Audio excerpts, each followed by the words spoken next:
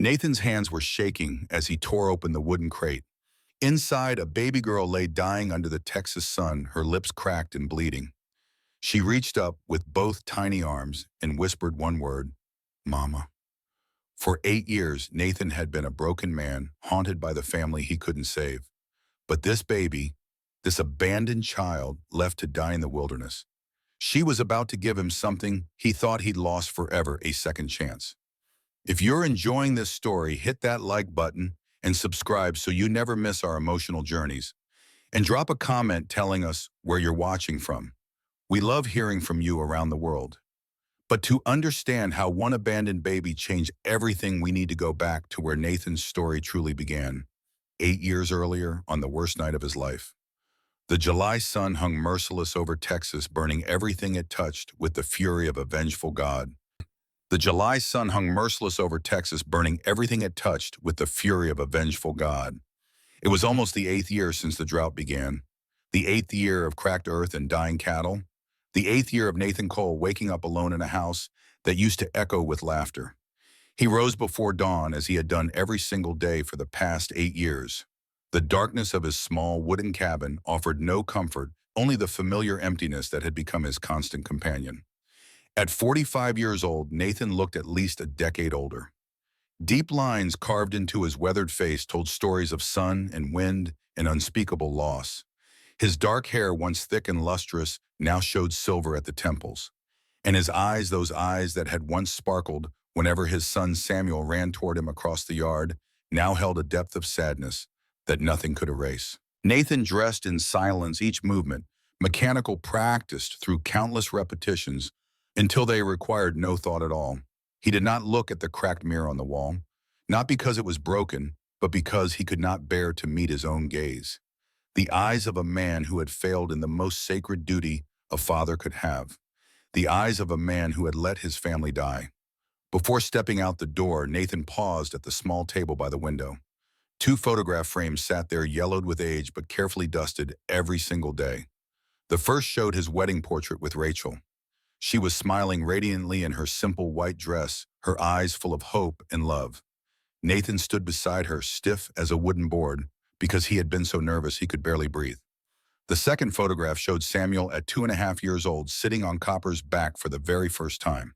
The boy's eyes were wide with excitement, his small hands gripping the saddle horn, his gap-toothed smile bright enough to light up the darkest night. "Good morning," Nathan whispered to the photographs, just as he did every morning. That was all he allowed himself. A good morning greeting and a good night wish. Nothing more, nothing less.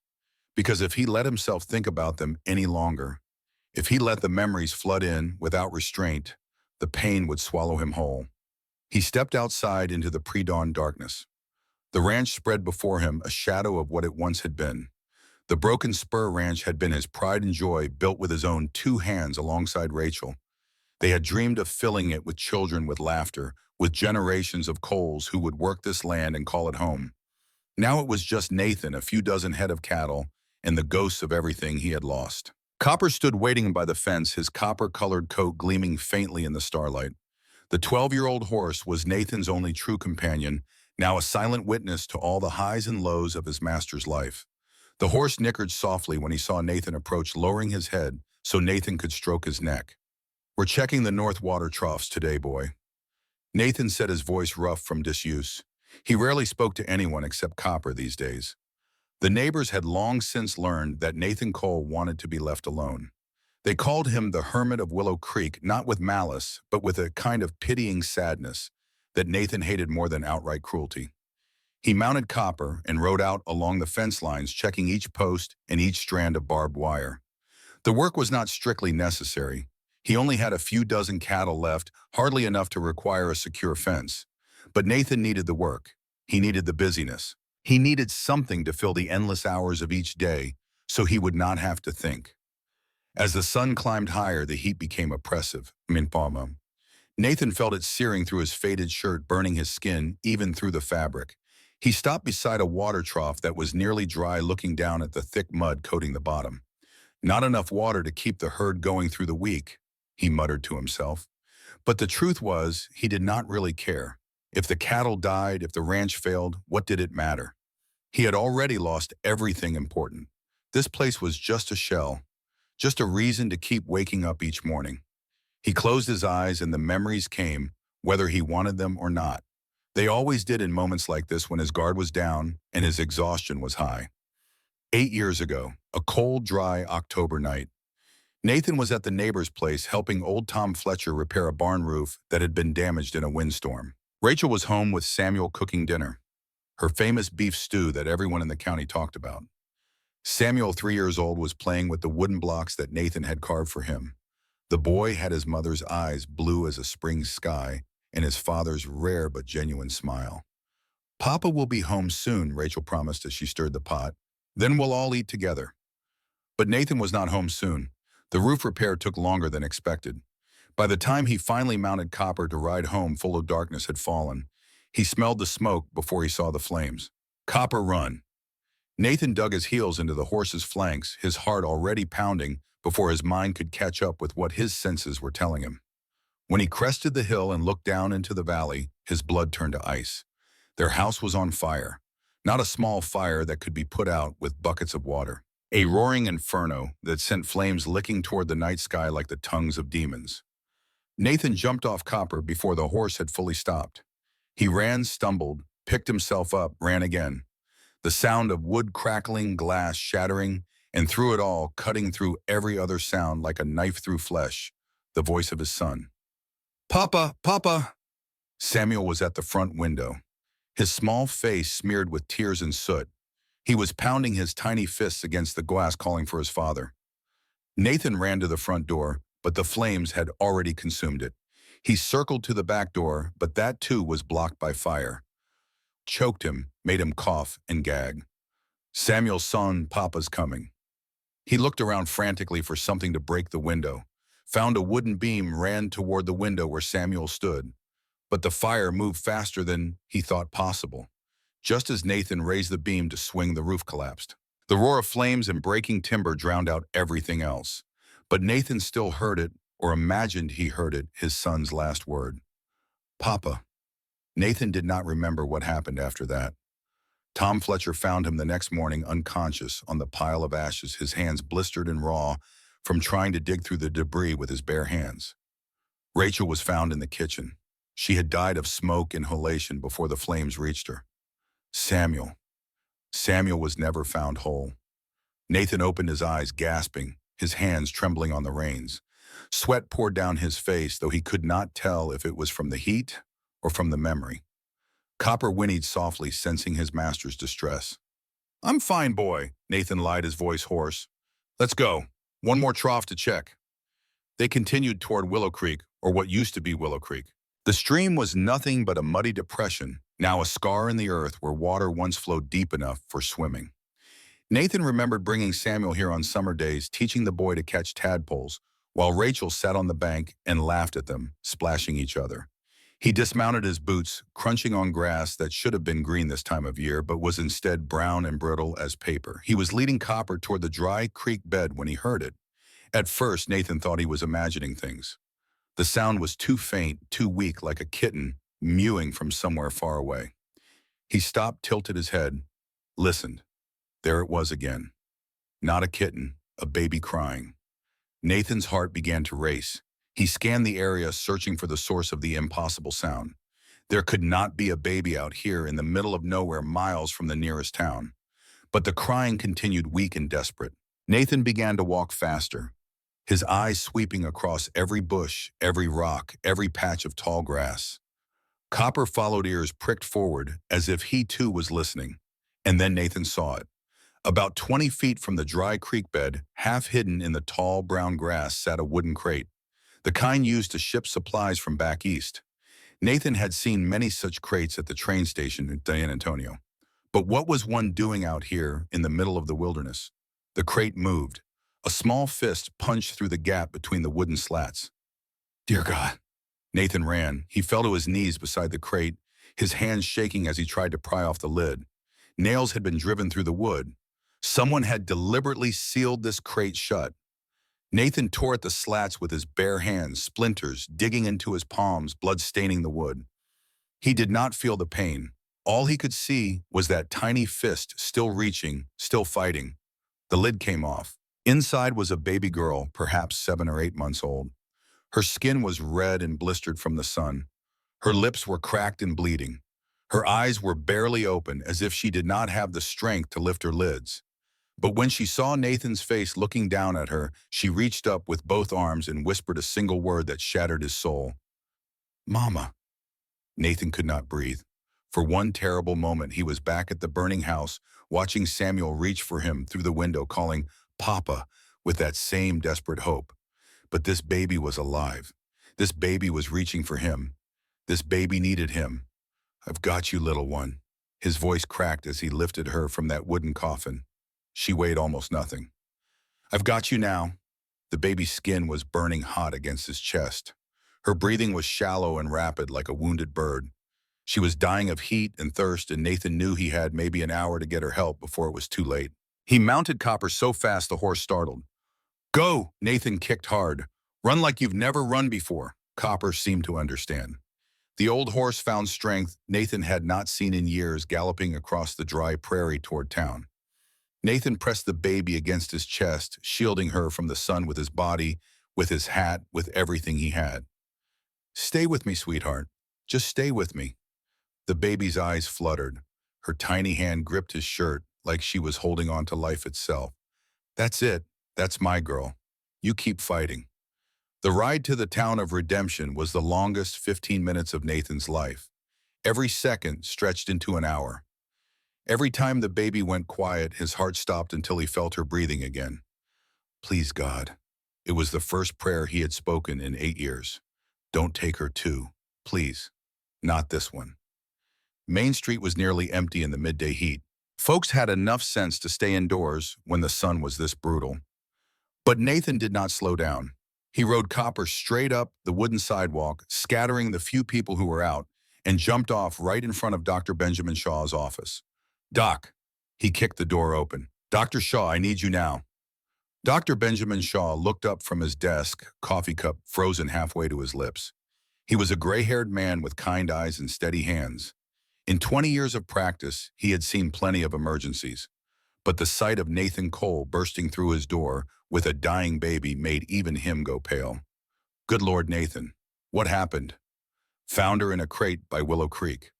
Nathan was already laying the baby on the examination table. "She's been out in the sun, I don't know how long. She's burning up. Doc, you've got to help her." Dr. Shaw moved fast. He grabbed his stethoscope, checked the baby's heart, her breathing, her temperature. His face grew grimmer with every passing second. "Severely dehydrated. Heat stroke. Her body temperature is dangerously high." He looked at Nathan. "You found her in a crate." "Yes, sir. Nailed shut. Someone left her there to die." Dr. Shaw's jaw tightened. "What kind of monster does that to a child?" "That's what I aim to find out. But right now I need to know one thing." Nathan's voice was steady, but his eyes were wet. "Is she going to live?" Dr. Shaw was quiet for a long moment. The baby whimpered on the table, her small body fighting with everything it had. "She's a fighter," the doctor finally said. "I've never seen a baby this far gone still breathing. But I won't lie to you, Nathan. The next few hours will tell. She needs constant care. Cool water, small amounts, rest, and someone watching her every minute." "I'm not leaving her." "Nathan, you can't." "I said I'm not leaving her, Doc." Nathan's voice broke. "I already let one child die when I should have saved him. I'm not doing that again. Not ever again." Dr. Shaw studied the cowboy's face. He had known Nathan for years, watched him shut down after the fire, watched him build walls so high nobody could climb them. But right now, looking at Nathan with that dying baby, Dr. Shaw saw something he thought was gone forever. Hope. "All right," the doctor said quietly. "Then let's get to work." The next 3 hours were a battle. Dr. Shaw worked with the focused intensity of a man fighting death itself. Nathan stayed by the baby's side, dripping cool water onto her cracked lips, whispering words of comfort, even though she probably could not hear them. "You're going to be okay, little one. I promise. You just keep fighting." The baby's fever started to drop around the second hour. Her breathing steadied. The angry red of her sunburned skin began to fade. And when she finally opened her eyes, really opened them, and looked at Nathan, something passed between them that neither could explain. She smiled. It was just a tiny upturn of her lips barely there, but it was real. Well, I'll be. Dr. Shaw shook his head in amazement. 20 years of medicine and this little fighter just proved me wrong. Yesterday she was knocking on death's door. Now look at her. Nathan could not speak. His throat was too tight. He just stared at that little smile and felt something crack open in his chest, something that had been frozen solid for 8 years. She's going to need round-the-clock care for the next few days, Dr. Shaw continued, feeding every 2 hours, keeping her cool, watching for fever. I can help during the day, but I have other patients. You're going to need someone else to help you. Nathan nodded. I'll figure it out. No, you won't. A woman's voice came from the doorway. You'll accept help when it's offered, Nathan Cole, like any sensible person would. Nathan turned to see Emily Parker standing in the doorway. She was the town school teacher, a widow who kept mostly to herself. Nathan had seen her around town but had never spoken more than a few words to her. She was pretty in a quiet way with auburn hair and warm brown eyes that looked like they had seen their share of sorrow. Miss Parker, Nathan tipped his hat, I appreciate the offer, but this isn't your concern. A baby left to die isn't my concern. Emily stepped into the room, her eyes fixed on the tiny girl on the table. What kind of woman would I be if I walked away from that? She moved closer to the baby, and something in her face changed. Her breath caught. Her hand flew to her throat. For just a moment, she looked like she might turn and run. Miss Parker, Dr. Shaw frowned. Are you all right? Emily did not answer. She was staring at the baby with an expression that Nathan recognized all too well. It was grief, raw, fresh bleeding. I had a daughter, Emily whispered. Lily. She died when she was 6 months old. Fever took her. She finally looked at Nathan. I swore I would never hold another baby again. The pain was too much. Nathan understood. God help him, he understood completely. Then don't stay, he said quietly. I won't think less of you. Some wounds don't heal. Emily was silent for a long moment. The baby made a soft cooing sound and reached toward her, those tiny fingers stretching out, asking for comfort. May I? Emily's voice was barely a whisper. Nathan nodded. Emily reached down and lifted the baby into her arms. The moment she did, something changed. The baby, who had been restless and fussy, immediately calmed. Her whimpering stopped. Her tiny hand wrapped around Emily's finger and held on tight. Oh! Emily's eyes filled with tears. Sweetheart. The baby looked up at her with those big blue eyes and made a sound that broke everyone's heart. Mama, Mama, Emily sobbed just once, a sound that came from somewhere deep and broken. Then she pulled herself together with visible effort and looked at Nathan. I'm staying, she said firmly. Whatever this child needs, I'm staying. By evening, word had spread through town about Nathan's discovery. Folks came by Dr. Shaw's office to peer through the windows, whispering to each other about the abandoned baby and the unlikely pair caring for her. That isn't right, said Martha Jenkins, the baker's wife, loud enough for half the street to hear. A single man and a single woman playing house with a baby that isn't theirs. What will people think? People should think about that poor child's welfare, Dr. Shaw shot back. He had stepped outside to confront the gossips. Not about wagging their tongues, but the whispers continued. Inside, Nathan sat in a wooden chair next to the baby's makeshift crib, watching Emily feed her from a bottle. The baby was drinking hungrily now, her small hands gripping the bottle like she was afraid it might disappear. She's going to need a name, Emily said quietly. We can't keep calling her the baby. It's not our place to name her, Nathan said. She belongs to someone. Someone who left her in a crate to die. Emily's voice sharpened. She doesn't belong to them anymore. She belongs to whoever loves her. Nathan was quiet for a long moment. What do you want to call it her? Emily looked down at the baby, who had finished her bottle and was now fighting sleep, her eyes drifting closed, then snapping open again, like she was afraid to miss anything. Hope, Emily whispered, tears spilling down her cheeks. I never got to see her smile, never got to hear her say mama, never got to watch her take her first steps.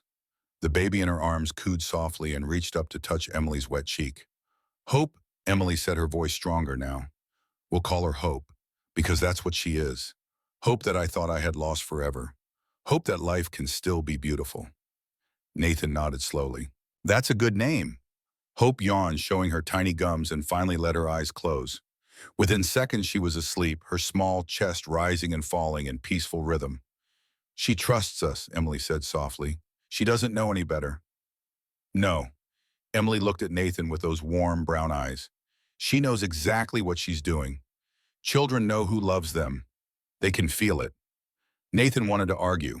He wanted to say that they were strangers, that this baby would be taken away soon, that getting attached was foolish. But he could not say any of it because the truth was he was already attached. The moment that tiny hand had reached up to him from that crate, something had shifted in his soul. What if we can't keep her? He asked quietly. Then we love her for as long as we can, Emily said, and we give her something to remember even if she's too young to remember it. We give her a foundation, a feeling, a knowing deep down that she was wanted, that she mattered. Nathan looked at the sleeping baby, at her peaceful face, at her tiny fingers still wrapped around Emily's. You're a brave woman, Emily Parker. No, I'm not. Emily smiled sadly. I'm terrified, but some things are worth being scared for. 3 days passed. Hope grew stronger every hour. Her skin healed. Her appetite returned. She started babbling and laughing and reaching for things with the curiosity of a healthy baby discovering the world. And every time she saw Nathan, she would lift her arms and say, Papa.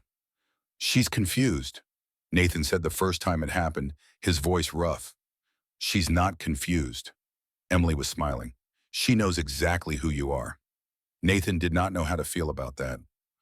Part of him wanted to run. Part of him wanted to gather that baby up and never let her go. Part of him was still back at that burning house reaching for a son he could not save. But hope was not Samuel. And this was not the past. This was now. This was a second chance. Maybe. On the third night, Nathan was sitting on the porch of Dr. Shaw's office, watching the sunset over the dry hills when Emily came out to join him. She's asleep, Emily said, sitting in the chair next to his. Fed, changed, and out like a light. Good. They sat in comfortable silence for a while, watching the sky turn orange and pink and purple. What happened to your son? Emily asked quietly. Dr. Shaw mentioned a fire. Nathan was quiet for so long that Emily thought he was not going to answer. When he finally spoke, his voice was distant, like he was talking about someone else's life. House fire. 8 years ago, my wife Rachel was cooking supper. I was outside helping a neighbor fix his barn roof. Samuel was 3. He was playing in the front room. Nathan's jaw tightened. I smelled the smoke before I saw the flames. By the time I got there, the whole house was burning. Rachel was already... He paused. She was gone. And Samuel, he was at the window. Calling for me. Papa! Papa! His voice broke. I tried to get to him. I tried.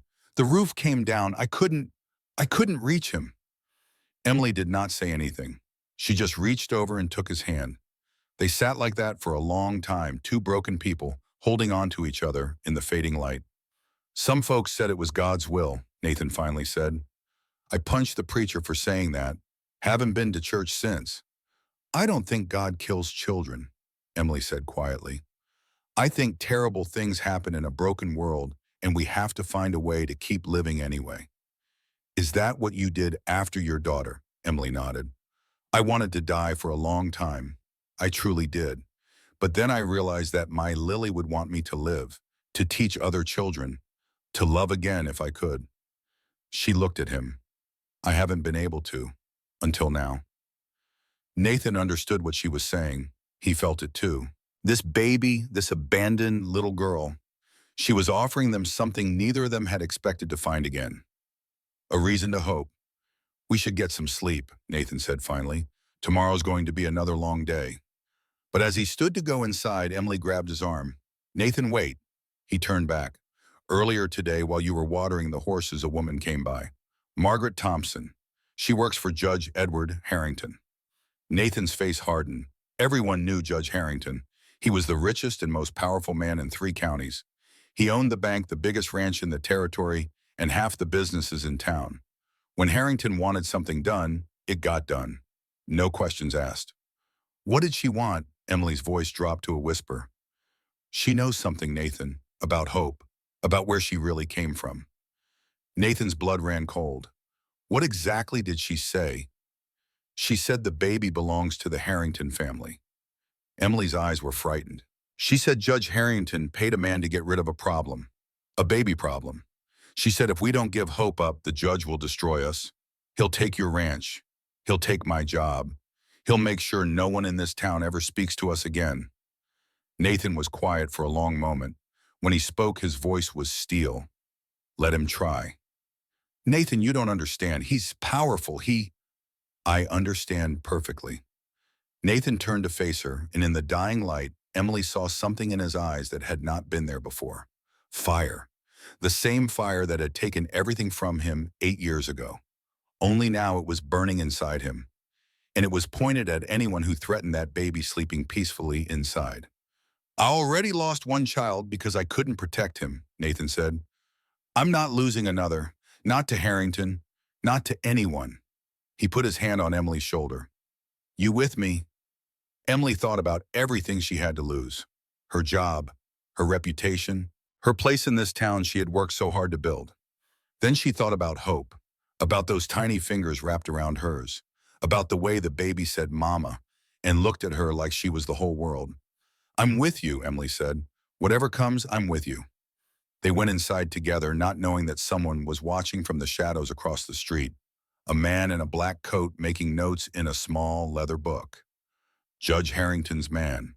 And tomorrow, everything would change. The next morning brought trouble faster than Nathan expected. He was in Dr. Shaw's small stable feeding copper when he heard footsteps behind him. He turned to find Margaret Thompson standing there glancing nervously over her shoulder. Mr. Cole, she whispered, I need to speak with you. Now, before they find me. Nathan set down the feed bucket. You're the one who talked to Miss Parker yesterday. Yes. Maggie was a woman in her 50s with gray hair pulled back tight and the rough hands of someone who had worked hard her entire life. Her eyes were red as if she had been crying. I've worked for the Harrington family for 20 years. I've seen things, heard things, things that keep me awake at night. What do you know about Hope? Maggie looked around again, then stepped closer. That baby is the daughter of Miss Victoria, the judge's only child. Nathan stared at her. Victoria Harrington. Yes, she had a baby in secret 9 months ago. The judge was so ashamed. An unmarried daughter with a child. It would destroy his reputation, his precious name. Maggie's voice turned bitter. So he sent Victoria away. He told her the baby died during the birth. He made her believe her daughter was dead. But the baby lived. Yes. Tears streamed down Maggie's weathered face. The baby lived, and the judge, he paid a man to make the problem disappear. I heard them talking. Judge Harrington said, that child is better off dead than bringing shame to this family. I heard him say those words with my own ears. Nathan felt sick. Who was the man? The one the judge paid. I don't know his name. A stranger. The judge paid him $200 to take the baby far away and make sure she never came back. $200. That was the price of a child's life in Judge Harrington's eyes. The man was supposed to take her to another territory, Maggie continued, but something must have happened. Maybe he got scared. Maybe he got lazy. Whatever the reason, he left her in that crate instead of taking her away. He left her to die in the sun. Nathan thought about finding Hope, her cracked lips, her blistered skin, the way she had reached for him like he was her last hope in the world. That man is still out there, Nathan said slowly. Yes, and now the judge is looking for him, looking for the baby too. He wants to make sure there's no evidence, no proof of what he did. Emily had come out of the doctor's office, Hope in her arms. She had heard everything. He wants her dead, Emily whispered, pulling Hope closer. Maggie nodded miserably. I'm so sorry. I should have said something sooner. I should have stopped it. But I was afraid. The judge, he is so powerful. He destroys anyone who crosses him. Why are you telling us now? Nathan asked. Maggie's eyes filled with fresh tears. Because that baby is innocent. Because Miss Victoria cries every night for the daughter she thinks is dead. Because I am tired of being afraid. She grabbed Nathan's arm. Please, sir, you must protect her. You must not let the judge take her. I have already made that promise. The door opened again and Dr. Shaw walked in. He took one look at their faces and stopped cold. What happened? Nathan told him everything. When he finished, Dr. Shaw sat down heavily in his chair. Judge Harrington, the doctor said slowly. I should have known. That man has had his fingers in everything bad that's happened in this town for 30 years. What do we do? Emily asked. We can't just wait for him to come after us. We find proof, Nathan said. We find the man Harrington paid. We make him talk. Then we have evidence, something that can stand up in court. Maggie was shaking her head. No court in this county will go against Judge Harrington. He owns the judges, he owns the lawyers, he owns everyone. Not everyone. Dr. Shaw stood up. There's a federal judge in Austin, Judge William Porter. He's been trying to build a case against Harrington for years but never had enough evidence. If we can prove Harrington tried to murder his own granddaughter, it would destroy him.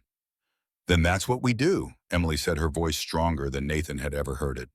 It won't be easy, Nathan warned. Harrington will fight. He'll use every weapon he has. Then we fight back. Emily looked at him at hope in her arms, at the determination burning in her eyes. I've spent years being afraid. Afraid to love, afraid to hope, afraid to fight. I'm done being afraid. Nathan felt something stir in his chest, something that felt dangerously like hope. All right, he said, we fight. That afternoon, Nathan made a decision. The doctor's office was too public, too easy to watch. If Harrington sent his men, they would know exactly where to find Hope. The ranch was safer, 6 miles from town, harder to approach without being seen. I'm taking Emily and Hope to the Broken Spur, Nathan told Dr. Shaw. Can you get word to Sheriff Morrison? Tell him what we know. Dr. Shaw nodded. Henry Morrison is a good man, but he's been under Harrington's thumb for years. I don't know if he'll help. He'll have to choose a side eventually. We all will. They left after dark, Nathan on Copper and Emily on a borrowed horse, Hope bundled safely against her chest. They took back roads, avoiding the main paths, listening for any sound of pursuit. Do you think they're following us? Emily asked when they were about halfway to the ranch. Probably. Harrington has eyes everywhere. You're not scared? Nathan was quiet for a moment. I was scared once, the night of the fire. I was so scared I couldn't move. That fear killed my son. Emily wanted to say something, but Nathan continued. Since that night, I don't let myself be scared anymore. Fear is the enemy. Fear makes you freeze when you need to act. He turned to look at her in the moonlight.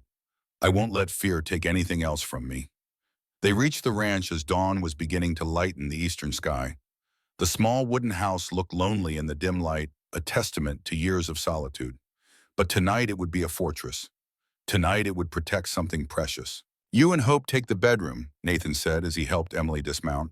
I'll sleep on the porch. If anyone comes, I'll know. Nathan, you need rest too. I'll be fine. His voice was gruff, but his eyes softened when he looked at Hope, who was stirring in Emily's arms. She needs you more than I need sleep. Emily looked at him for a long moment. Then she did something that surprised them both. She reached up and touched his cheek, her hand warm against his weathered skin. When did you last sleep through the night without nightmares? 8 years ago, the night before the fire. Emily nodded slowly. Tonight, let me watch. You sleep. Emily. Nathan. Her voice was firm. You can't protect anyone if you're exhausted. Trust me. Hope and I will be fine. Nathan wanted to argue, but looking into her eyes, he found he could not. Not because he was tired, though he was, but because for the first time in 8 years, someone wanted to take care of him. All right, he said, his voice rough. Just tonight. That night, Nathan slept. No nightmares, no echoes of Samuel's voice calling for him through the flames. Just deep, dreamless rest.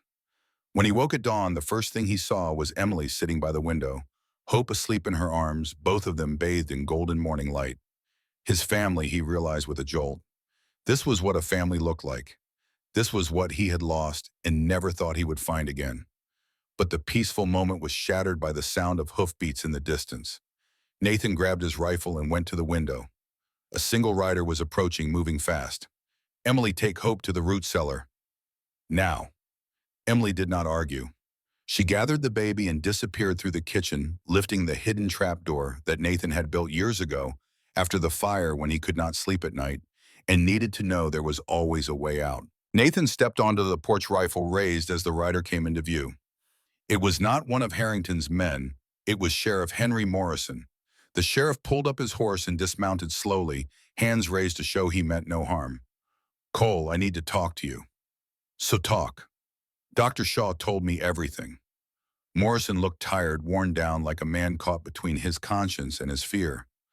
About the baby, about Harrington, about what he did. And you here to take her? Morrison was quiet for a long moment. Then he shook his head. No, I'm here because I've looked the other way for too long. I'm here because that baby deserves better than what Harrington has planned. He met Nathan's eyes. I'm here because I want to help. Nathan studied the sheriff's face, looking for any sign of deception. He saw only exhaustion and something that might have been shame. What changed your mind? I have a daughter, Morrison said quietly. She's 12 now. And when Shaw told me what Harrington did when he told me that a man paid to kill a baby just left her in a box to die in the sun, his voice cracked. I couldn't stop thinking about my girl. What if it had been her? What if someone had done that to her? He straightened up. I'm done being Harrington's puppet. Whatever you need, I'm in. Nathan lowered his rifle. We need to find the man Harrington paid. Frank Dawkins, you know him. Never heard the name, but I can ask around, quietly. We also need to find the baby's father. William Turner. Harrington ran him out of town 2 years ago. Last anyone heard, he was working at a mining camp about 40 miles north. Place called Red Rock. Morrison nodded. I'll see what I can find out. But Cole, you need to be ready. Harrington is already making moves. He's got lawyers coming from Austin. He's talking about custody hearings and legal rights. The sheriff's voice dropped. He's not going to stop until he gets that baby, one way or another. Nathan looked back toward the house where Emily and Hope were hiding in the root cellar. Then I'll make sure he never gets her, whatever it takes. Morrison mounted his horse. I'll send word when I find something. In the meantime, stay alert. Harrington has eyes everywhere. I know. The sheriff rode away. Nathan watched until he disappeared over the hill, then went to get Emily and Hope from the cellar. As he helped Emily up the ladder, Hope reached for him with both arms. Papa, she said, smiling that toothless smile. Papa home.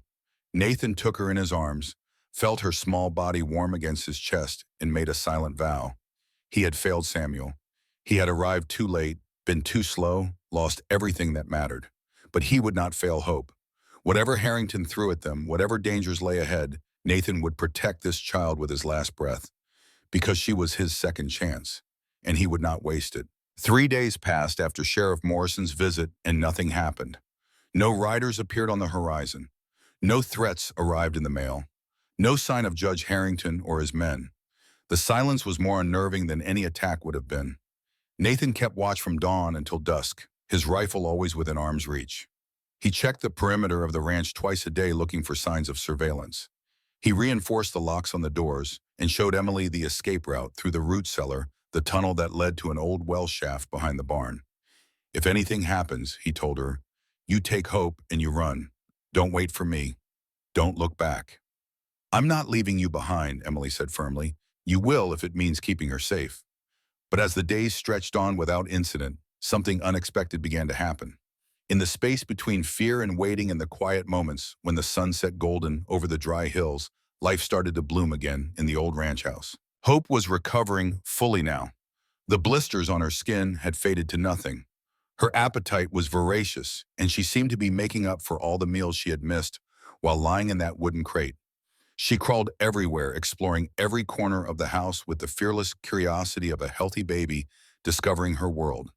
And every time she saw Nathan, her face would light up like the sunrise. Papa, she would squeal, lifting her arms toward him. Papa, Papa. The first time it happened, Nathan had stood frozen, his heart caught somewhere between joy and terror. She's confused, he said, his voice rough. She doesn't know what she's saying. Emily looked at him with those knowing brown eyes. She's not confused, Nathan. She knows exactly who you are. She knows you saved her life. She knows you're the one who holds her when she's scared. Emily touched his arm gently. She knows you love her. Nathan wanted to deny it. He wanted to maintain the walls he had built around his heart, the protective barriers that had kept him from feeling anything for 8 long years. But every time Hope reached for him, every time she smiled that toothless smile, another brick came tumbling down. One evening, as the sun painted the sky in shades of orange and pink, Nathan sat on the porch with Hope in his lap. The baby was babbling happily, grabbing at his shirt buttons, occasionally looking up at him with those big blue eyes as if to make sure he was still there. Emily came out with 2 cups of coffee and sat beside them. "She loves you," Emily said quietly. "Look at how calm she is with you." "She's perfect." Nathan's voice was thick with emotion. "I can't believe she's real. I can't believe she survived." "She survived because of you." Nathan shook his head. "She survived because she's a fighter. I just happened to be there."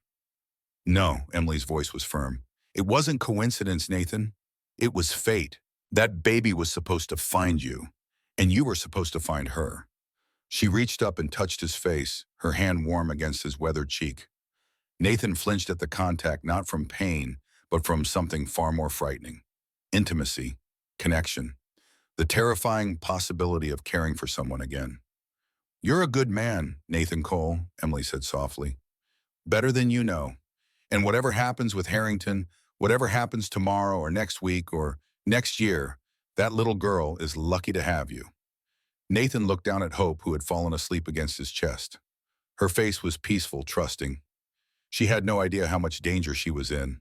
She only knew that Papa was holding her, and that was enough. "I can't lose her." Nathan whispered, his voice tight with emotion.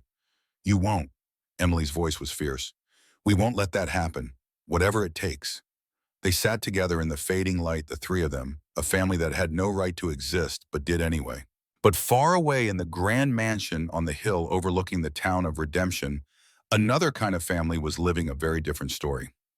Victoria Harrington sat alone in her bedroom, staring out the window at the darkening sky. She was 22 years old with pale blonde hair and blue eyes that would have been beautiful if they were not so empty. Once those eyes had sparkled with hope and dreams of the future. Now they held only grief. For 9 months, Victoria had lived as a prisoner in her own home. Her father controlled every aspect of her existence. What she ate, what she wore, who she spoke to, where she went. She was not allowed to leave the house without an escort. She was not allowed to receive visitors without her father's approval. She was not allowed to write letters or read newspapers or do anything that might connect her to the outside world. All because she had fallen in love with the wrong man. William Turner had been a ranch hand on her father's property, a young man with kind eyes and calloused hands and a smile that made Victoria feel like she was the only person in the world. They had met in the stables where Victoria would sometimes escape from the endless social obligations her father forced upon her. William taught her how to properly ride a horse, how to care for the animals, how to find beauty in simple things. And somewhere along the way, they fell in love. It was secret, desperate, and completely real. They would meet after dark when the house was asleep and Victoria could slip away unnoticed. They talked about the future, about running away together, about building a life far from her father's iron grip. Then Victoria discovered she was pregnant. She had been terrified and overjoyed in equal measure. Terrified of what her father would do, overjoyed because she would have a piece of William forever no matter what happened. Her father found out 3 months into the pregnancy. Victoria still remembered the sound of his footsteps coming down the hall, the way he threw open her door without knocking, the cold fury in his eyes when he looked at her slightly rounded belly. "You have disgraced this family," he said, his voice quiet and deadly. "You have disgraced the Harrington name." Then he beat her. Not a slap, not a push, a real beating with the riding crop he used on his horses. Victoria curled into a ball on the floor, trying to protect her unborn child, while her father struck her again and again. "Please," she sobbed. "Father, please, the baby. That bastard child is no concern of mine." Another blow. "You will never see that stable boy again." Another. "And if I ever catch you trying to contact him, I will kill him myself." William was thrown off the property that same night. Victoria never got to say goodbye. She never got to tell him about the baby. For the next 6 months, Victoria lived in a nightmare. Her father kept her locked in her room, attended only by servants who were too afraid of Judge Harrington to show her any kindness. The only person who treated her with any compassion was Maggie Thompson, the older housekeeper who had worked for the family for 20 years. Maggie would sneak Victoria extra food, would sit with her at night when the loneliness became unbearable, would hold her hand while Victoria cried for William, for her baby, for the life she would never have. The birth came early in the middle of a cold December night. Victoria labored alone except for a midwife. Her father had hired a stern-faced woman who never smiled and never spoke a kind word. But Victoria heard her baby cry. She heard her daughter's voice, strong and healthy, filling the room with the sound of new life. "Let me see her," Victoria begged, reaching out with trembling arms. "Please let me hold my baby." They did not let her. When Victoria woke the next morning, her father was standing at the foot of her bed. "The child is dead," he said flatly. "Complications during the birth. It is for the best." "No," Victoria tried to sit up, agony shooting through her body. "No, I heard her cry. She was alive. She was—" "The child is dead," her father repeated, "and we will never speak of this again. As far as the world is concerned, you were away at finishing school. You fell ill and had to recover. That is the only story anyone will ever know." He turned and walked out, leaving Victoria alone with her grief. For 9 months, Victoria had mourned her daughter. She cried every night, muffling her sobs in her pillow so her father would not hear. She dreamed of the baby she had never held, imagined what she might have looked like, wondered if she had William's smile or his gentle nature. Her father had even shown her a grave. A small headstone in the family cemetery marked simply Infant Harrington. Victoria visited it every day, laying flowers on the grave of the child she believed was buried there. She had no idea that her daughter was still alive, until the night Maggie came to her room with the truth. "Miss Victoria," Maggie's voice was barely audible as she shook Victoria awake. "Wake up, I have something important to tell you." Victoria sat up, her heart immediately racing. "Maggie, what's wrong?" The old housekeeper sat on the edge of the bed, her weathered face streaked with tears in the moonlight. "Your daughter," Maggie whispered. "Emma, she's alive." Victoria felt the world tilt beneath her. "What? Your father lied. He paid a man to take the baby away and dispose of her." Maggie was crying openly now. "But the man didn't do it. He left her in a crate by Willow Creek, and a man named Nathan Cole found her." "She's alive, Miss Victoria. Your daughter is alive and healthy and being cared for by people who love her." Victoria could not breathe, could not think, could not process what she was hearing. "Alive," she whispered. "Emma is alive. Yes. I have to see her." Victoria threw off her covers and stood, ignoring the dizziness that swept through her. "I have to see my daughter. It's dangerous. If your father finds out—" "I don't care." Victoria grabbed Maggie's hands, her eyes blazing with a fire that had been extinguished for 9 long months. "My father told me my baby was dead. He made me grieve for her. He showed me a grave." Her voice broke. "He watched me cry, and he never said a word." "I know," Maggie sobbed. "I should have told you sooner. I should have—" "You're telling me now. That's what matters." Victoria pulled Maggie into a fierce embrace. "Help me, Maggie. Help me get to my daughter." "I will, but we have to be careful. Your father has men watching the house. We'll have to wait for the right moment." Victoria nodded, her mind already racing. For 9 months she had been a prisoner, broken, hopeless. But now, knowing that her daughter was alive, she felt something awakening inside her. Courage. She would escape this house. She would find Emma, and she would never let anyone hurt her child again. The right moment came sooner than expected. 2 days after Maggie's revelation, Judge Harrington announced that he was leaving for Austin on urgent business. He would be gone for at least a day, possibly 2. Victoria pretended to be meek and compliant, kissing her father's cheek as he departed, playing the role of the obedient daughter perfectly. The moment his carriage disappeared down the road, she began to prepare. Maggie had arranged everything: a horse waiting behind the garden wall, a small bag with clothes and money, directions to the Cole Ranch. "Be careful," Maggie whispered as Victoria climbed out her bedroom window in the dark of night, "and give that baby a kiss from me." "Come with me," Victoria begged. "My father will know you helped me. He'll—" "I know what he'll do." Maggie smiled sadly. "But I'm old, Miss Victoria. I've been afraid for too long. It's time I did something worth doing, even if it costs me everything." Victoria hugged her one last time, then dropped to the ground and ran. She rode through the night, following the route Maggie had described. The darkness was terrifying, every shadow a potential threat, every sound a possible pursuer. But Victoria did not stop. She could not stop. not when her daughter was waiting for her at the end of this road. Dawn was breaking when she finally saw the ranch in the distance. A small wooden house, a barn, a corral with a few horses. Simple and modest, nothing like the grand mansion she had grown up in. But as Victoria approached, she felt something she had not felt in years. Hope. Emily was the one who opened the door when Victoria knocked. The school teacher stared at the exhausted, disheveled young woman standing on the porch, and her eyes went wide with recognition. "Miss Harrington, please," Victoria's voice was barely a whisper. "Please help me. I've come to see my daughter." Emily did not hesitate.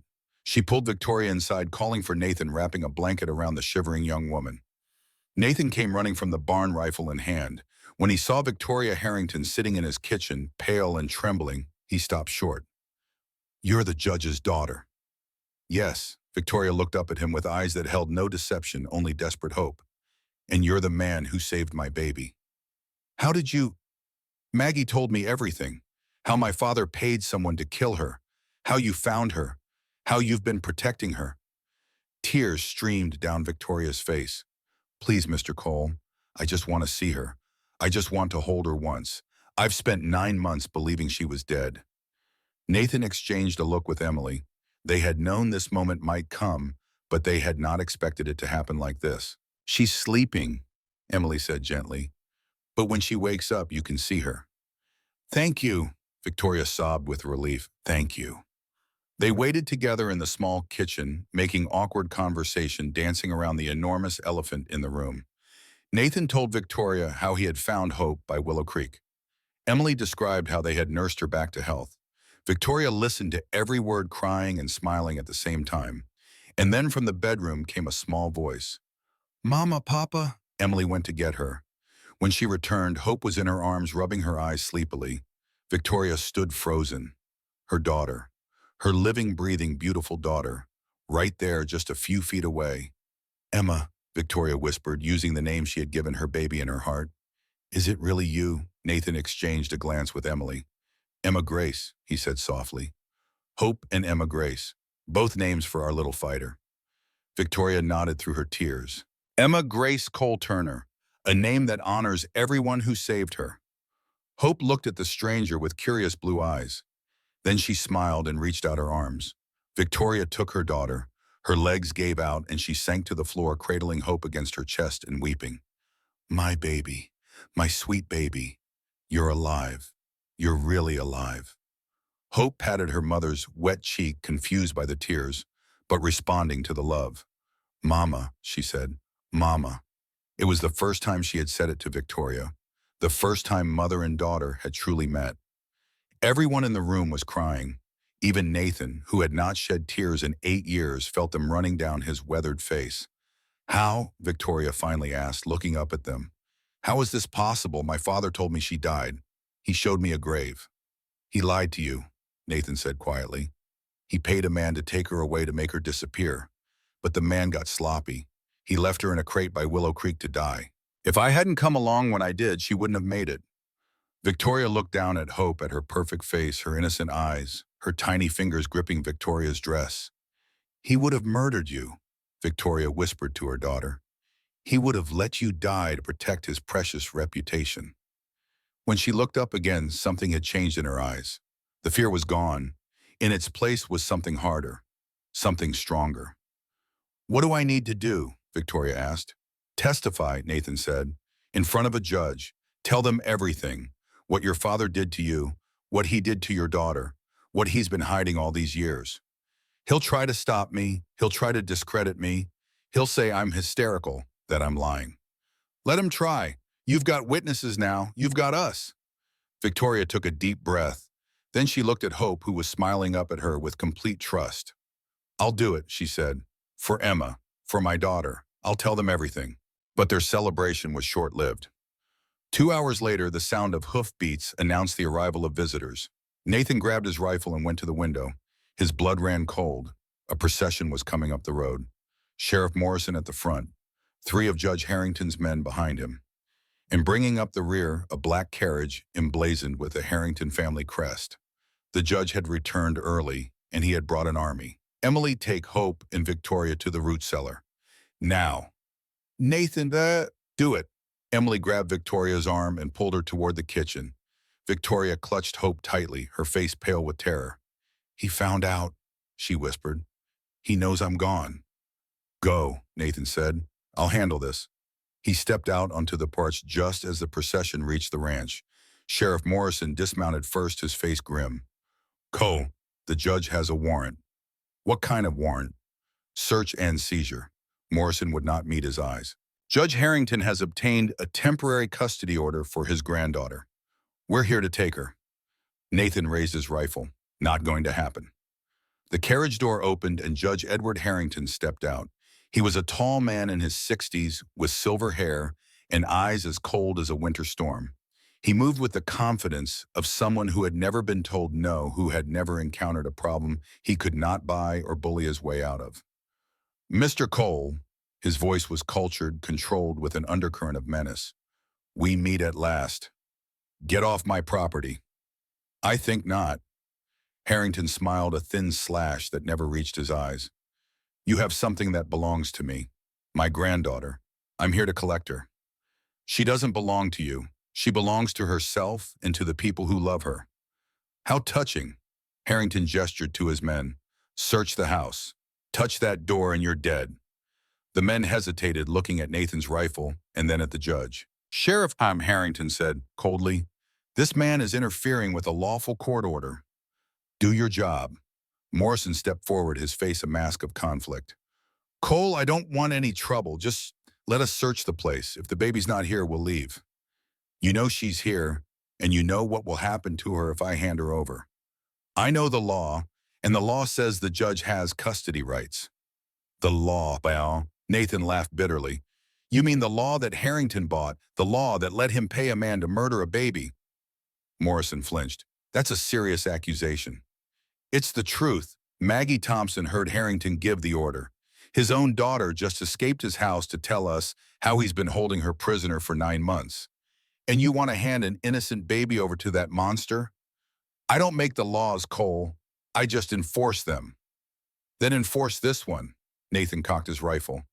No one touches that child. The standoff stretched out seconds that felt like hours. Nathan against Harrington's men. One rifle against half a dozen guns. The math did not favor him, but Nathan had something Harrington did not have. He had nothing left to lose. Sheriff Morrison, Nathan's voice was steady. You have a daughter, don't you? What's her name, Sarah? Morrison's jaw tightened. Love my family out of this. I'm not threatening your family. I'm asking you to think about them.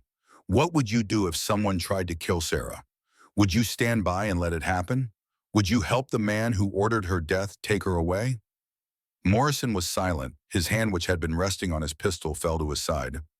You know what Harrington is, Nathan continued. You've known for years. You've looked the other way because you were scared, because he has power, because standing up to him would cost you everything. Nathan met the sheriff's eyes. But some things are worth losing everything for. Some things are worth standing up for. Sheriff, Harrington's voice was sharp. I gave you an order. Morrison did not move.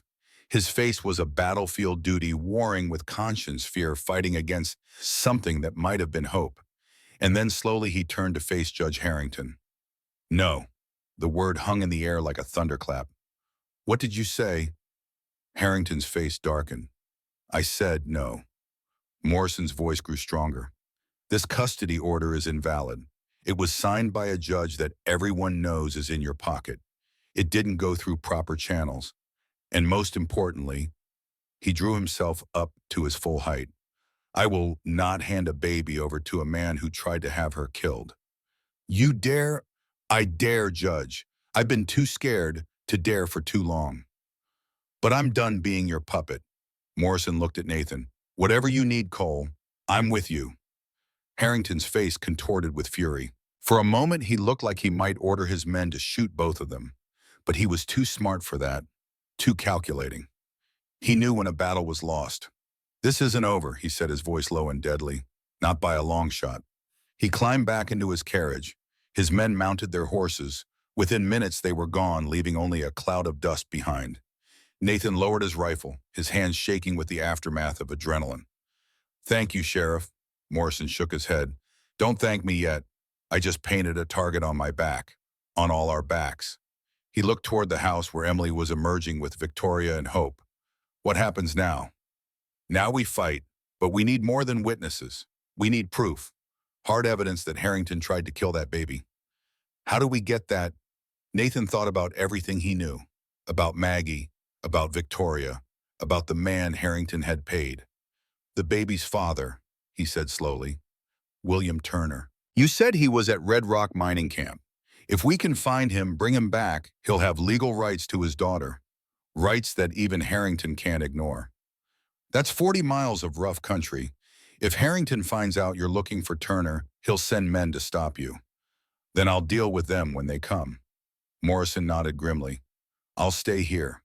Watch over the women and the baby. Dr. Shaw, too, if I can get word to him. Thank you. Nathan looked at Emily, who was standing on the porch with Hope in her arms.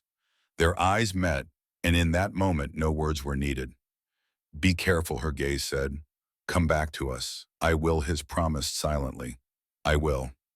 He left that night, riding Copper hard toward the north. The terrain grew rougher as he traveled, rocky and treacherous with few trails and fewer landmarks.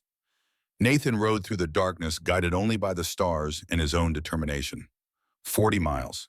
2 days if he pushed hard. 2 days to find William Turner and bring him back. 2 days for Harrington to plan his revenge.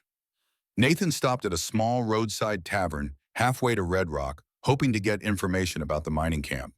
The owner, a grizzled old man with knowing eyes, studied him carefully. Red Rock about 20 miles northeast. But why would you be going there? Looking for a man named William Turner. Turner, eh? The old man poured Nathan a whiskey. Know him, quiet fellow, works hard, doesn't talk much. He leaned closer. Something's eating at that boy. Some heartbreak he carries around like a weight. You know anything about where he came from? Just rumors. Something about a rich girl down south. Her family ran him off. Broke his heart clean in two. The old man shrugged. He drinks too much some nights, but mostly he just works and keeps to himself. Nathan thanked him and continued on. The mining camp appeared late on the second day, a dusty collection of tents and shacks clinging to the side of a barren hill. Nathan asked around and was directed to a small tent on the edge of the camp. William Turner was sitting outside sharpening a knife. He was young, maybe 25, with brown hair that needed cutting and eyes that held a familiar sadness. When he saw Nathan approaching, he stood up, knife still in hand. Who are you, Nathan Cole? I've come from Redemption. Turner froze. Redemption. I have news about Victoria Harrington. The name hit Turner like a physical blow. His knife fell to the ground. Victoria. Is she okay? Is she hurt? What happened to her? She's fine. She's at my ranch. Nathan took a deep breath. But there's something else you need to know. What? You have a daughter, William. Victoria had your baby 9 months ago. Judge Harrington told her the child died, but he lied. He paid a man to get rid of the baby. But the man didn't do it. I found her in a crate by Willow Creek, nearly dead from the heat. Turner's legs gave out. He collapsed to his knees, staring up at Nathan with an expression of pure shock. A daughter, he whispered.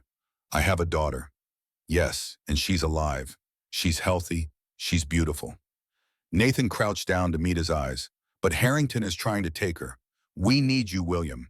We need you to come back and fight for your child. Fight? Turner's face hardened. Harrington threatened to kill me if I ever came back. I know. He has money, power, men with guns. I know. He could destroy me. Yes. Nathan put his hand on Turner's shoulder. But your daughter needs her father. Victoria needs you. Are you going to let fear keep you from them? Turner was silent for a long moment. Then he stood up, wiping the dirt from his knees. When do we leave? They set out that evening, riding hard through the gathering dusk. Turner could not stop asking questions about Emma. What did she look like? Was she healthy? Did she have Victoria's eyes? She has her mother's eyes, Nathan said. Blue as the sky, eh? And a smile that could melt the hardest heart. Emma, Turner whispered. Victoria wanted to name her Emma if she was a girl. We've been calling her Hope. Hope, Turner smiled for the first time. That's a good name, too. They were halfway back to Redemption when Nathan heard the sound that made his blood run cold. Hoofbeats, coming fast, from multiple directions. Turner, get your gun ready. They had just enough time to draw their weapons before the attackers emerged from the darkness. Three of Harrington's men, Silas in the lead, his face twisted with hatred. "Cole!" Silas shouted. "The judge sends his regards." Gunfire erupted. Nathan fired first, hitting one of the riders in the shoulder. The man screamed and fell from his horse. But before Nathan could aim again, Silas was on him, tackling him off copper and sending them both crashing to the ground. They fought in the dirt, fists and elbows and knees. Silas was bigger, younger, meaner. A punch caught Nathan in the jaw, sending stars exploding across his vision. "Where's the baby?" Silas grabbed Nathan's throat and squeezed. "Where did you send her?" Nathan could not answer, could not breathe. His vision was going dark, his lungs burning for air. "Let him go." A gunshot rang out. Silas jerked and fell sideways, clutching his arm. Turner stood over them, his pistol smoking. "Get away from him, now." Silas scrambled to his feet, blood pouring from the wound in his arm. The other uninjured rider was already retreating, dragging his wounded companion with him. "This isn't over, Cole," Silas shouted as he mounted his horse. "The judge will send more men. He'll send an army if he has to. Then I'll be waiting." Nathan struggled to his feet, every bone in his body aching. His throat was bruised, his ribs screamed with every breath, and he was fairly certain something was broken.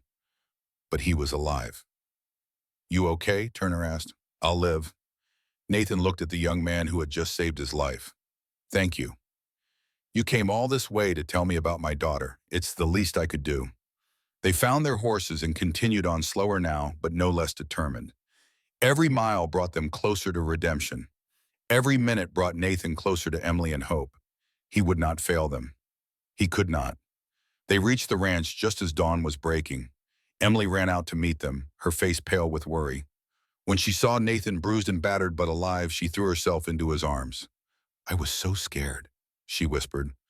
"When we heard about Harrington sending men after you." "I'm here." Nathan held her tight. "I'm here, and I'm not going anywhere." Hope toddled out onto the porch, Victoria close behind her.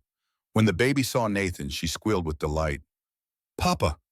Papa home!" Turner stared at his daughter, his living, breathing, beautiful daughter, the child he had never known existed until 2 days ago. "Emma," he breathed. Victoria looked up and saw him. "William," time seemed to stop. 2 years of separation, 2 years of grief and longing and unanswered prayers. And now, standing in the golden light of morning, they were together again. "Victoria." Turner took a step forward, then another. "I'm sorry, I should have stayed. I should have fought for you." "You didn't know." Victoria moved toward him, Emma reaching for her father from her mother's arms. "I didn't know. My father kept us apart. He lied to both of us." They came together, all three of them, a family reunited at last. Hope looked from her mother to her father as if sensing the importance of this moment, then smiled and patted Turner's face. "Papa," she said, "Papa." William Turner, the man who had lost everything, broke down and wept. Nathan watched from a distance, Emily beside him. He felt her hands slip into his, felt her lean against his shoulder. "It's beautiful," she said softly. "After everything they've been through, they found each other." "We found each other too," Nathan said quietly. Emily looked up at him, her eyes shining. "Yes, we did." For a moment, standing there in the morning light, Nathan allowed himself to believe that everything would be okay, that they had won, that the nightmare was over. But he knew better. Harrington was still out there, still plotting, still dangerous. This was not the end. It was only the beginning of the final battle. 2 days after Victoria and Turner reunited, news arrived that changed everything. Sheriff Morrison rode up to the ranch with a sealed envelope bearing the stamp of the federal court in Austin. His face was grim as he handed it to Nathan. "It's a summons," Morrison said, "from Judge William Porter. Harrington used his influence to push through a formal custody hearing. It's scheduled for 1 week from today." Nathan tore open the envelope and scanned the contents. His jaw tightened. "This could work in our favor. Judge Porter can't be bought. He's been trying to build a case against Harrington for years." "That's true," Morrison agreed, "but Porter follows the law exactly. No favoritism either way.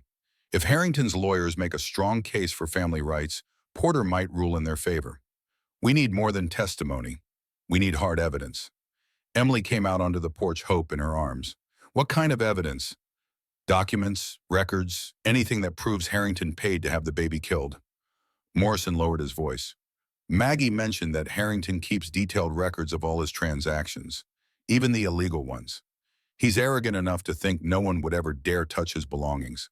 Victoria stepped forward, her face pale but determined. I know where he keeps those records. In a safe in his private office, behind a painting of my mother. You know the combination, Nathan asked. Yes, it's my mother's birthday, the only woman my father ever loved. Victoria's voice was bitter. He thinks I don't know, but I've watched him open it dozens of times. Nathan exchanged a look with Emily. They both understood what Victoria was suggesting. It's too dangerous, Turner said immediately. Victoria, you can't go back there. If your father catches you, I have to. Victoria took his hands in hers. My father has hurt too many people. He tried to kill our daughter. He beat me. He imprisoned me.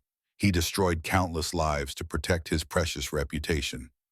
Her eyes blazed. I will not let him win. I will not let him take Emma from us. Then I'm going with you, Emily said quietly. Everyone turned to look at her. Emily, no. Nathan's voice was sharp with fear. Two people are better than one. We can watch each other's backs. Emily met his eyes steadily. I'm not asking for permission, Nathan. I'm telling you what I'm going to do. Nathan wanted to argue, wanted to lock her in the house and throw away the key, but he saw the determination in her face, the same fierce protectiveness that had made her stay when she could have walked away, and he knew she would not be swayed. If anything goes wrong, you run. Both of you. Don't wait. Don't look back. Just run.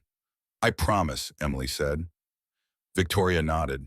They spent the next 2 days planning every detail. Nathan, Turner, and Morrison would approach the Harrington mansion from the front, pretending to seek a peaceful negotiation. While they kept the judge and his men distracted, Emily and Victoria would slip in through the servants' entrance at the back, make their way to the office, and retrieve the records from the safe. The servants will be loyal to my father, Victoria warned. We'll have to be careful not to be seen. What about Maggie? Emily asked. She's gone. She left the night I escaped, headed for her sister's place in New Mexico. Victoria's voice was sad. She knew my father would punish her for helping me. The night before the operation, Nathan could not sleep.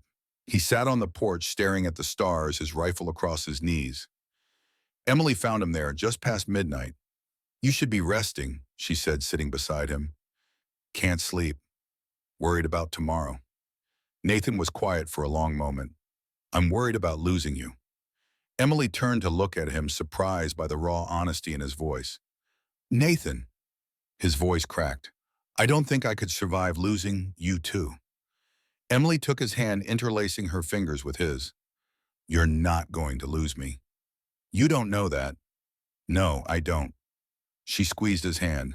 But I know that some things are worth risking everything for. Hope is worth it. Victoria is worth it. Justice is worth it. She paused. You're worth it. Nathan turned to face her, and in the moonlight, Emily saw tears glistening in his eyes. Emily, He struggled to find the words. When this is over, when Hope is safe and Harrington is finished. Yes, I want you to stay, not just as Hope's caretaker, not just as a friend. He cupped her face in his rough hands. I want you to stay as my wife. I want us to be a family. A real family. Emily's breath caught. Nathan, I know I'm not much. A broken-down cowboy with a burnt-out heart and too many nightmares. But these past weeks with you and Hope, I've felt alive again. I've felt hope again.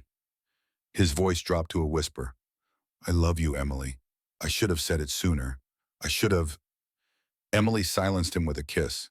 It was soft, at first tentative, like two people who had forgotten what the tenderness felt like. Then Nathan's arms went around her, and Emily pressed closer, and for one perfect moment there was no Harrington, no danger, no fear. Just two broken people finding their way back to love. When they finally pulled apart, Emily was crying. Yes, she whispered. When this is over, my answer is yes. They held each other in the darkness, drawing strength from a love neither of them had expected to find. Tomorrow would bring battle. Tomorrow would bring danger. But tonight they had each other, and sometimes that was enough. The assault on the Harrington mansion began at dusk. Nathan, Turner, and Morrison rode up to the front gate and demanded an audience with the judge.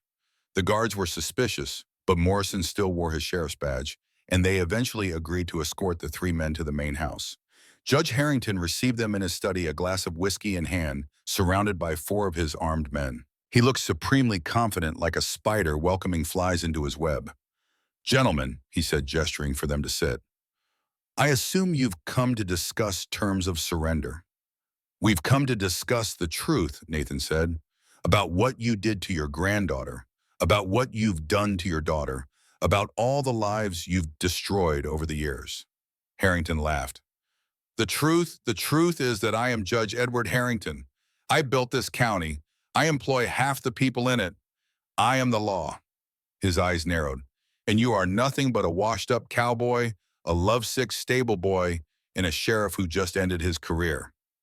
"The truth has a way of coming out," Morrison said quietly, "no matter how powerful you are." "Does it?" Harrington smiled. "Let me tell you something about truth, Sheriff. The truth is whatever I say it is. The truth is what the newspapers print, and I own the newspapers. The truth is what the courts decide, and I own the courts." He leaned forward. "By this time next week, that baby will be back under my control. My daughter will be locked away in an asylum, and the three of you will be rotting in prison for kidnapping and conspiracy."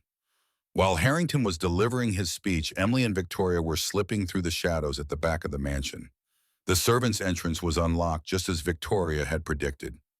Most of the staff had been sent away for the evening, leaving only a skeleton crew to attend to the judge's needs. "The office is on the second floor," Victoria whispered.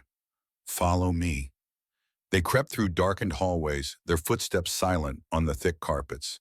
Victoria knew every corner of this house, every creaky floorboard, to avoid every servant's schedule. She had spent 22 years as a prisoner here. Now that knowledge would be her weapon. The office door was closed but not locked. Victoria eased it open and they slipped inside. The room was exactly as Victoria remembered. Bookshelves lining the walls, a massive oak desk dominating the center, and there behind a portrait of her mother, the safe that held all of her father's secrets.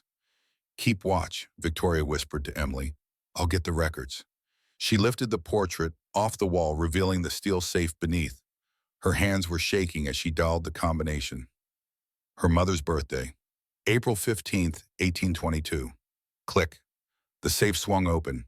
Inside were stacks of papers, bundles of cash, and most importantly, a black leather ledger. Victoria grabbed the ledger and flipped it open. Page after page of transactions, each one recorded in her father's meticulous handwriting. Bribes paid to judges, payments to silence witnesses, and there on a page dated 9 months ago, an entry that made her blood freeze. December 15th, paid to F. Dawkins for disposal of problem, $200. She had found it. Proof that her father had paid to have her daughter killed. "Victoria, hurry!" Emily's voice was tight with fear. "I hear someone coming." Victoria stuffed the ledger into her dress and was reaching to close the safe when the lights blazed on. Judge Harrington stood in the doorway, a pistol in his hand. "Did you really think I wouldn't know?" His voice was cold as ice. "I've had guards watching every entrance since the moment those fools arrived at my gate. This whole negotiation was a distraction, wasn't it? Very clever." He aimed the gun at Victoria. "Now give me that ledger." "No." "Victoria." Harrington's patience was wearing thin. "You have already brought enough shame on this family. Do not make things worse." "Shame?" Victoria's voice shook with rage. "You tried to murder my daughter. You beat me. You imprisoned me. You lied to me for 9 months about my own child being dead." She clutched the ledger to her chest. "You are the shame of this family, Father. Not me. Give me the ledger or I will shoot your friend." Harrington swung the gun toward Emily, who stood frozen near the door. Victoria hesitated. The ledger was their only evidence. Without it, Harrington would win. He would take Emma. He would destroy everyone who had tried to help her. But Emily had risked everything for her. Emily had stood by her when she had no one else. Slowly, Victoria began to extend the ledger toward her father. And then the door behind Harrington exploded inward. Nathan burst through, tackling the judge before he could fire. The gun went flying across the room. The two men crashed to the floor, grappling for control. Turner was right behind him, followed by Morrison. The sounds of fighting erupted from downstairs as well. The plan had fallen apart, but they were all here now, all fighting for the same thing. Harrington was old, but he was strong, and he fought with the desperation of a man who knew his empire was crumbling. He grabbed a letter opener from the floor and slashed at Nathan's arm. Blood sprayed across the carpet. Nathan grunted in pain but did not let go. He pinned Harrington to the floor, one hand around the judge's wrist, forcing him to drop the weapon. "It's over," Nathan growled. "You've lost." "I never lose." Harrington spat in his face. "I am Judge Edward Harrington. I am—" "You are under arrest." Sheriff Morrison stood over them, handcuffs in hand. His face was bruised from fighting Harrington's guards, but his voice was steady. "Edward Harrington, you are under arrest for a conspiracy to commit murder or assault, false imprisonment, and corruption." Morrison snapped the handcuffs around the judge's wrists. "You have the right to remain silent. I suggest you use it." As Harrington was dragged to his feet, he looked at Victoria one last time. His eyes were filled with hatred so pure it seemed to darken the air around him. "You will regret this," he hissed. "You are my daughter, my blood. You are nothing without me." "No, father." Victoria's voice was calm, stronger than it had ever been. "I am the mother of Emma Grace. That is the only thing that matters now." In the days before the trial, Morrison sent word to every sheriff in 3 states looking for Frank Dawkins. The man had vanished like smoke, but Morrison knew that guilt had a way of eating at a man's soul. Somewhere out there, Dawkins was running from more than the law. He was running from himself. The trial took place 1 week later in the federal courthouse in Austin. The courtroom was packed from wall to wall. Reporters from newspapers across the state jostled for position. Townspeople from Redemption filled the gallery, whispering among themselves about the downfall of the most powerful man in 3 counties. Judge William Porter, a stern-faced man with silver hair and eyes sharp as razors, presided over the proceedings. He had waited years for this moment, years to bring Edward Harrington to justice. Now finally he had the evidence and the witnesses he needed. The prosecution's case was devastating. First came Victoria, who told the story of her imprisonment, her beating, and the lie her father had told about her daughter's death. She wept as she described hearing her baby cry, then waking to be told the child was gone. The jury listened in horrified silence. Then came Maggie Thompson. Sheriff Morrison had tracked her down in New Mexico and personally guaranteed her safety if she returned to testify. She had agreed without hesitation. She described overhearing the conversation between Harrington and Frank Dawkins. She quoted the judge's exact words. "That child is better off dead than bringing shame to this family." Nathan testified about finding hope in the crate by Willow Creek. He described her cracked lips, her blistered skin, the way she had reached for him and whispered "Mama" with her dying breath. Several members of the jury wiped tears from their eyes. Turner testified about his relationship with Victoria, about being threatened by Harrington, about being forced to leave everything he loved. Emily testified about caring for Hope, about the baby's recovery, about the threats Harrington had made to take her away. And through it all, Harrington sat at the defense table, his face a mask of contempt. His lawyers objected to everything, tried every legal trick in the book, but Judge Porter was unmoved. The evidence was overwhelming. Then on the 3rd day of the trial, the courtroom door swung open. A man walked in, thin, dirty, haggard, looking like he had not slept in weeks. But Nathan recognized him instantly from the descriptions Maggie had given. Frank Dawkins. "Your Honor," Dawkins' voice echoed through the suddenly silent courtroom. "I would like to give testimony." Harrington's face went white. "Who are you?" Judge Porter asked. "My name is Frank Dawkins." The man walked slowly toward the witness stand, his shoulders hunched with shame. "And I am the man Judge Harrington paid to kill his granddaughter." The courtroom erupted in chaos. Reporters shouted questions. Spectators gasped and murmured. Judge Porter banged his gavel repeatedly until order was restored. Dawkins took the stand and was sworn in. His hands trembled as he placed them on the Bible. "I was supposed to take the baby far away," he said, his voice breaking. "Make sure she disappeared forever. Judge Harrington paid me $200.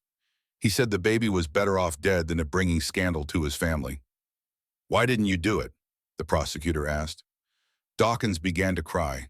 "I couldn't. I picked her up and she looked at me with those big blue eyes and I couldn't." He wiped his face with a dirty sleeve. "So I left her in a crate by the creek. I told myself someone would find her. I told myself she would be okay.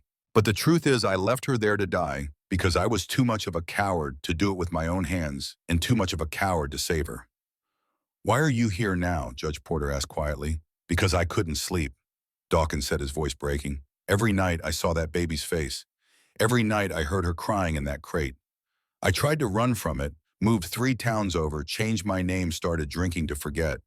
He wiped his eyes. "But when I heard she survived, when I heard there was a trial, I knew God was giving me one chance to make it right. I deserve prison. I deserve worse. But that little girl deserves the truth." Dawkins looked directly at Harrington.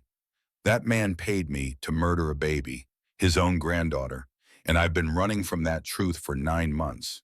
But I'm done running." He pointed a shaking finger at Harrington. "I'm guilty. I deserve whatever punishment the law gives me. But he gave the order. He paid the money. He wanted that child dead. And the world needs to know what kind of monster he really is." The courtroom was absolutely silent. Judge Porter looked at Harrington, then at the jury, then back at the shaking figure on the witness stand. "I've heard enough," he said. "The jury will now deliberate." The deliberation took less than 2 hours.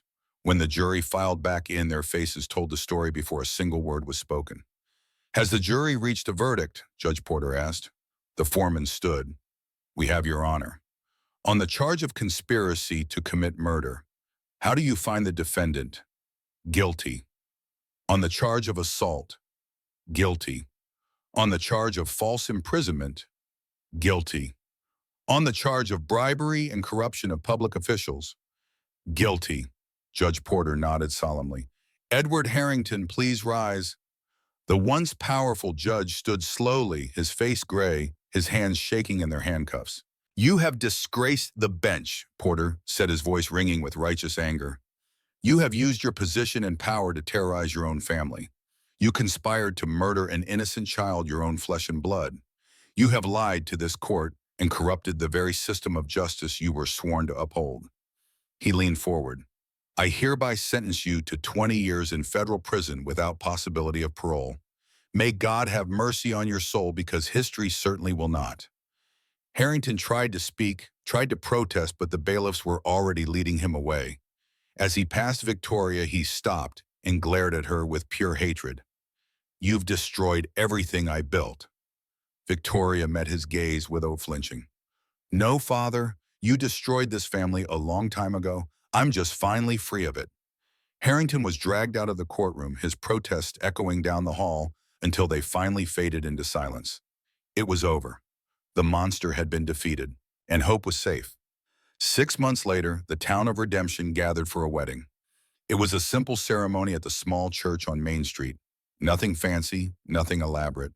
Just two people who had found each other in the darkness and decided to walk together into the light.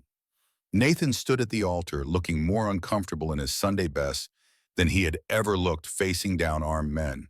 Turner stood beside him, as best man, grinning at his friend's obvious nervousness. "Relax," Turner whispered. "She's not going to run away." "I know, Nathan swallowed hard. "I never thought I'd be here again. After Rachel would want you to be happy." Turner put a hand on his shoulder. "She would love Emily. She would love how Emily loves Hope." Nathan nodded, blinking back unexpected tears. Then the church doors opened and everything else faded away. Emily walked down the aisle in a simple white dress that the town seamstress had made as a gift. Her auburn hair was loose around her shoulders, dotted with wildflowers. She was beautiful, not with the flashy beauty of city women, but with the warm, genuine beauty of someone who knew how to love and how to fight.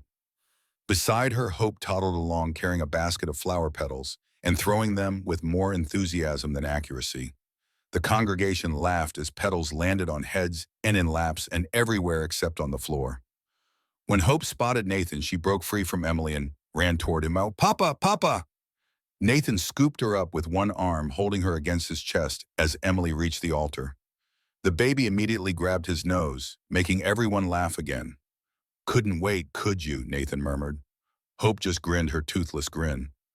The preacher cleared his throat.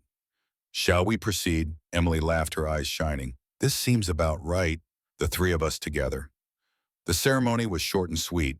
When the preacher asked if anyone objected, Hope shouted "no," so loudly that the whole church erupted in laughter. "By the power vested in me, I now pronounce you husband and wife. You may kiss the bride." Nathan pulled Emily close and kissed her, while Hope clapped and cheered between them. "I love you," Emily whispered against his lips. "I love you too, both of you." The reception was held in the church hall. Victoria and Turner danced together, finally able to love each other openly after years of secrecy and separation. Dr. Shaw made a toast that went on far too long, but nobody minded. Even Sheriff Morrison showed up looking lighter and happier than anyone had seen him in years.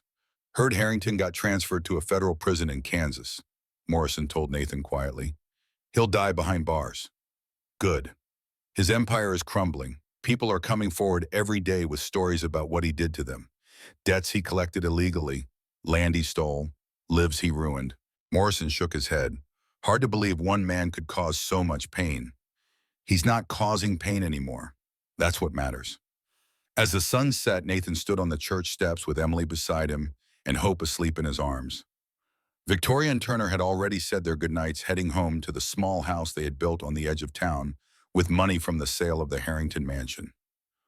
"Ready to go home, Mrs. Cole?" Nathan asked. Emily smiled up at him. "I've been ready my whole life." They walked together through the quiet streets, a family bound not by blood, but by something stronger, by choice, by sacrifice, by love. 1 year later, on the anniversary of the day Nathan found Hope by Willow Creek, the whole family gathered for a celebration. The ranch had been rebuilt. The new house was bigger than the old one, with an extra bedroom and a wide porch that looked out over the green hills. The drought had finally broken and rain had returned to the land, bringing life back to the grass and filling the creeks to overflowing. Emily was expecting their second child, a boy, according to Dr. Shaw. They had already decided to name him Samuel after Nathan's first son. When Emily suggested it, Nathan had cried for the first time in years, tears of healing rather than grief. Victoria and Turner had their own good news. Victoria was 3 months pregnant, and Hope, now called Emma Grace by her birth parents, would soon have a sibling. That afternoon, they all sat on the porch, watching the sun sink toward the horizon. Emma Grace, nearly 3 years old, now climbed into Nathan's lap and demanded her favorite story. "Tell it, Papa. Tell the story about the creek." "You know that story by heart, little one. Tell it again." Nathan smiled the smile that Emily said she loved best, the one that lit up his whole face and erased years of sorrow. "Once upon a time," he began, "there was a cowboy who thought he had lost everything worth living for. He worked hard and kept to himself and tried not to think about what his life could have been." "Then what?" Emma Grace asked, even though she knew every word. "Then one hot summer day, he was riding by the creek when he heard a sound. A tiny voice calling for help. He followed the sound and found a baby in a box.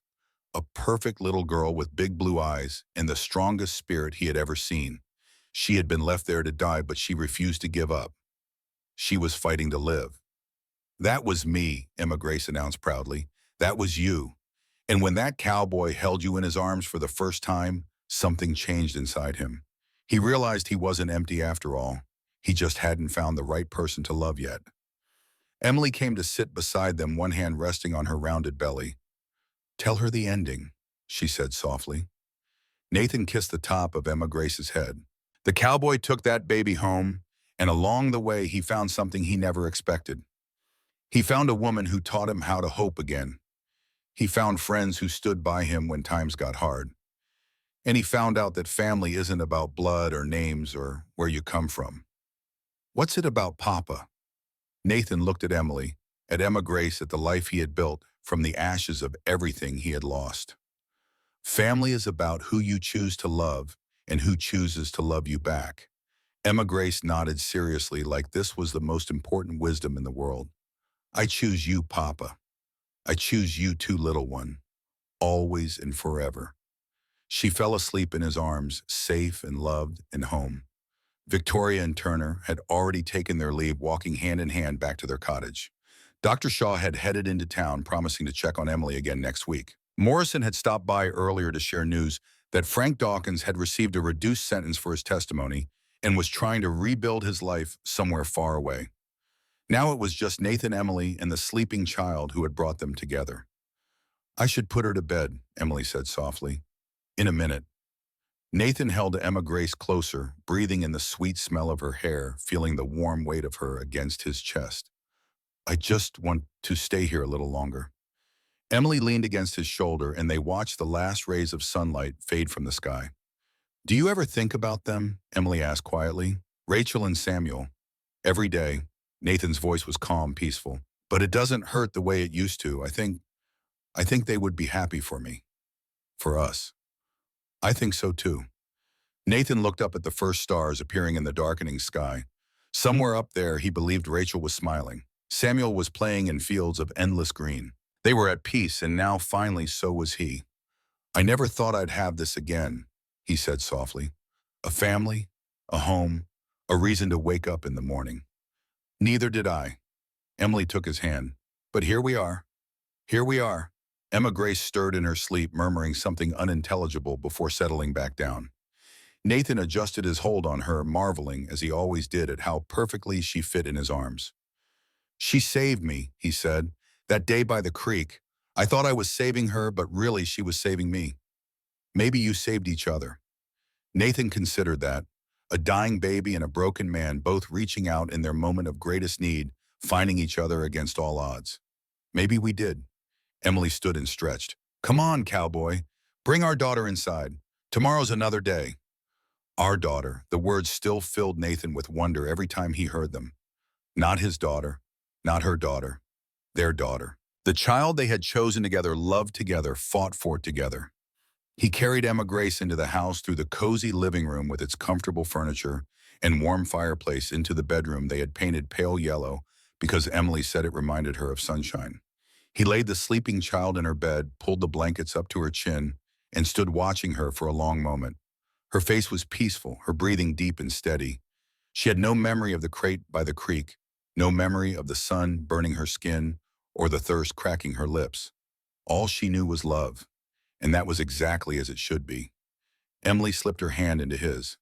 Ready for bed? Yeah. Nathan took one last look at his daughter, at the miracle that had brought light back into his darkness.